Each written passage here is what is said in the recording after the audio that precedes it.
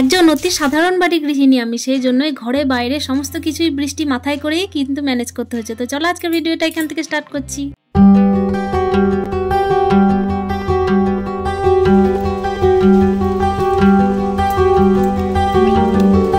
তো hello everyone, good morning, welcome back to my channel. আশা করছি সকলেই খুব ভালো আছো। আর ব্লগের শুরুতে বড়দের চরণে প্রণাম, আর প্রত্যেক দিনের মতো কিন্তু ছোটদেরকে আমার অনেক অনেক ভালোবাসা। আর এই যে দেখতেই পাচ্ছ, আগের দিন ভিডিওতে দেখেছিলে যে আগের জানলাটা মানে ওই যে পূর্ব দিকের জানলাটা একটু ধোয়াধুয়ি করেছিলাম, আর এটা হচ্ছে দক্ষিণ দিকের জানলা। এই দিকেও তো ময়লা প্রচুর হয়েছে দেখছি।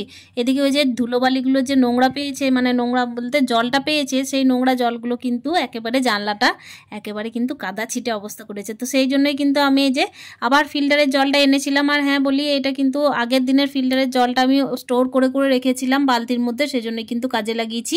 আজ 3 দিন যাবৎ বৃষ্টি হচ্ছে, এত নাজেহাল অবস্থা হয়ে যাচ্ছে সব কিছু যে বলার নেই। আর হ্যাঁ, এক্ষেত্রে বলে রাখি, আমাদের কিন্তু কারেন্ট নেই।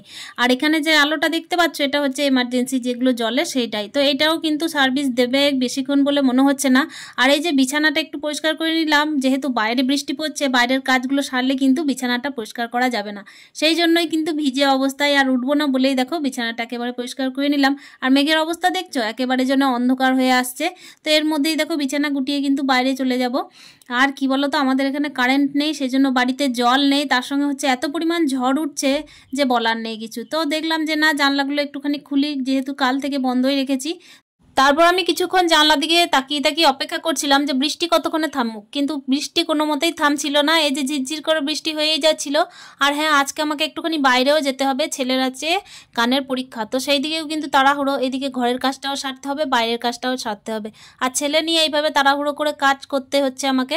আর এই যে দেখতেই পাচ্ছ, প্রত্যেক দিন যেভাবে পাতা পচাগুলো পড়ে থাকে সেইভাবে পড়ছে। আর ওই যে পাশের বাড়ির গাছগুলো থেকেও কিন্তু পাতাগুলো পড়ছে, যেহেতু ওদের পাঁচিরটা একটু বড়, তো সেই গাছগুলো বড়। তো দেখো, মানে মাটির মধ্যে গাছগুলো লাগানো, তো গাছগুলো একেবারে পাঁচির টপকে কিন্তু আমাদের বাড়ি চলে আসছে।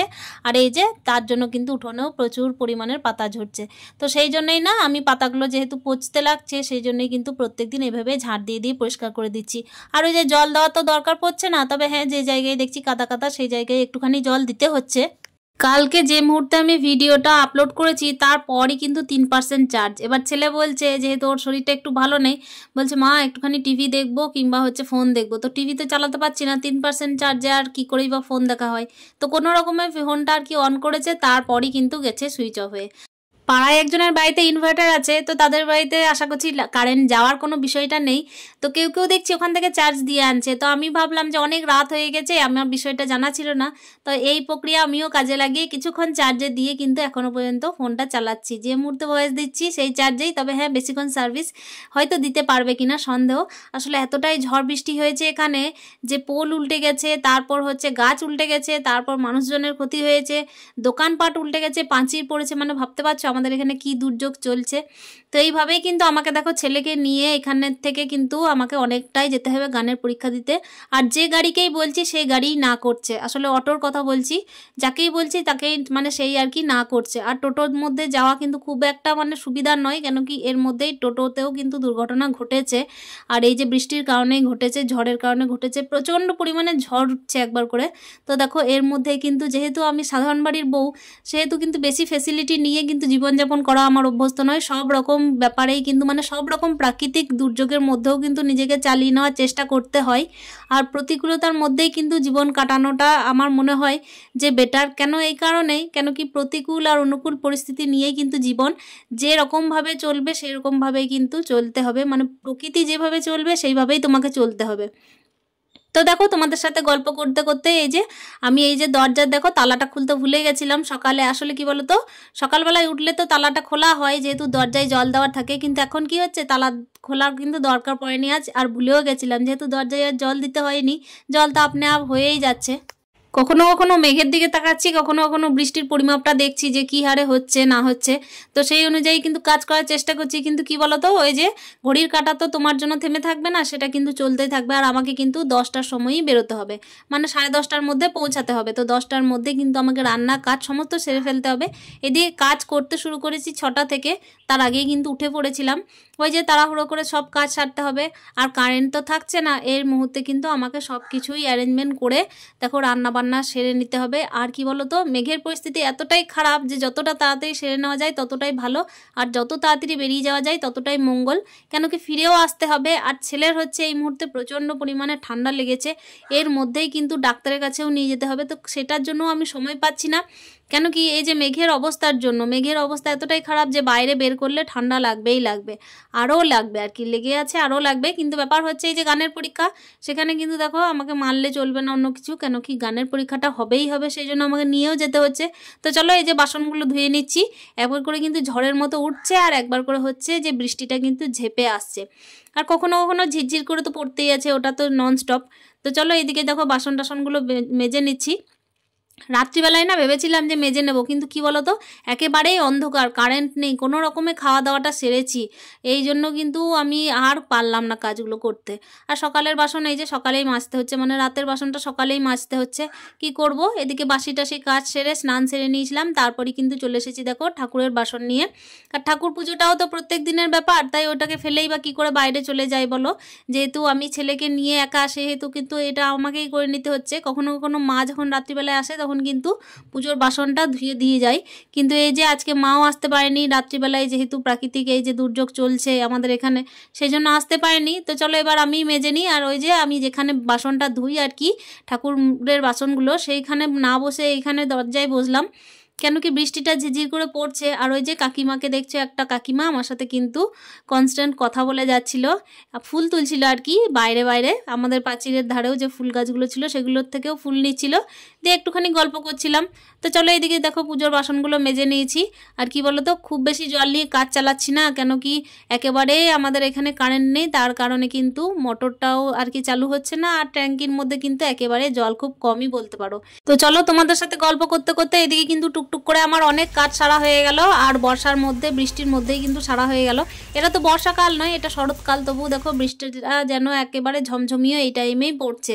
বর্ষাকালে কিন্তু একেবারে সেইভাবে জলটা পড়েনি, এখন যে হারে জলটা পড়ছে, মানে এতটাই পরিমাণের বৃষ্টিটা হচ্ছে যে কুয়োর মধ্যে কিন্তু, যাদের বাড়িতে কুয়ো আছে তারা বলছে যে কুয়োর মধ্যে কিন্তু হাত দিলেই জল যেন পাওয়া যাচ্ছে। তো চলো এদিকে দেখছি সবার বাড়িতে জল আছে, কিন্তু আমাদের বাড়িতেই মনে হচ্ছে নেই, যেহেতু ট্যাঙ্কি ফাঁকা, একেবারে তো মাটির তলা থেকে আসে, সেহেতু কিন্তু দেখো আমাকে এইভাবেই কিন্তু চালিয়ে নিতে হচ্ছে। আমাদের বাড়িতে জল নেই বলে কিন্তু একটু বুদ্ধি খাটিয়ে কাজগুলো করে নিতে হচ্ছে। ওই যে বললাম, গামলা বালতি যা যা আছে বাড়ির মধ্যে সব কিছুই কিন্তু উঠোনের মধ্যে পেতে রাখছি, কিংবা হচ্ছে ছাদের জল যেটা পড়ছে সেটাও স্টোর করে রাখছি। এই দুর্যোগের টাইমে কিন্তু বৃষ্টির জলটা অনেকটাই কাজে দিচ্ছে, কেন কি বৃষ্টির জলটা কাজে যদি না লাগায় তাহলে আমার পক্ষে কত দূর গিয়েই বা জল আনা সম্ভব, সেই জন্যই কিন্তু একা ঘরে কিন্তু একা হাতে সব কিছুই ম্যানেজ করতে হবে। তো দেখো তোমাদের সাথে গল্প করতে করতে এইদিকে আমার পুজো দেওয়ার টাইম হয়ে গেছে, আর অনেক কিছুই ফুল পেয়েছি, মানে অনেকটাই ফুল পেয়েছি। তো সেই ফুলগুলো দিয়ে একেবারে সাজিয়ে সাজিয়ে ভগবানের পুজো দিচ্ছি।